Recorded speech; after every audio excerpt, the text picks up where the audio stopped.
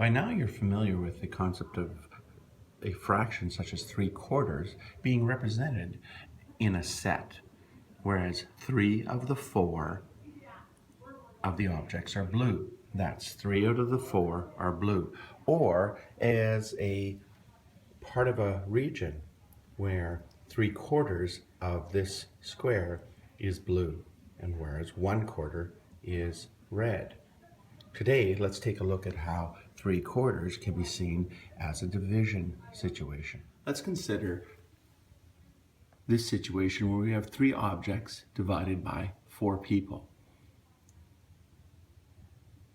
So we have a fraction of 3 objects and 4 people wish to share those 3 objects. So let's take a look at the first object.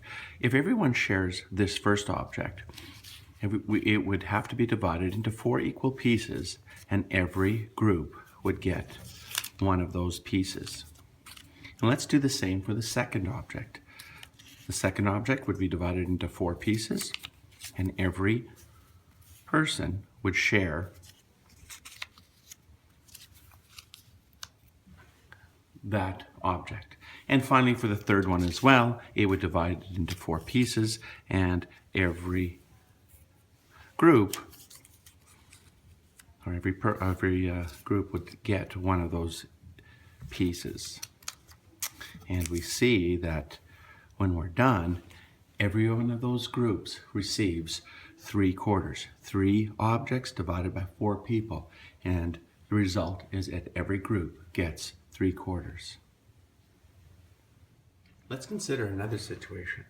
Let's consider a situation where we have 5 objects and we would like to divide them equally into 3 groups. So 3 groups and 5 objects. So clearly we can see that every group would receive one of the objects. Now we have 2 objects remaining. How will we divide them equally?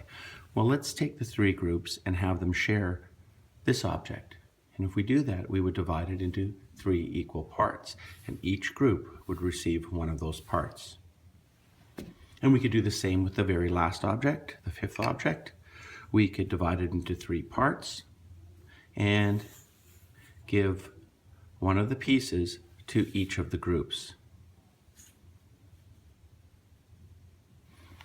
So now every one of the groups receives one whole object plus 2/3 of an additional object. Well, if we look here, we take one whole is really, remember we divided into 3 equal pieces. So every one of these groups actually receives 1, 2, 3, 4, 5, 5/3, or 1 2/3.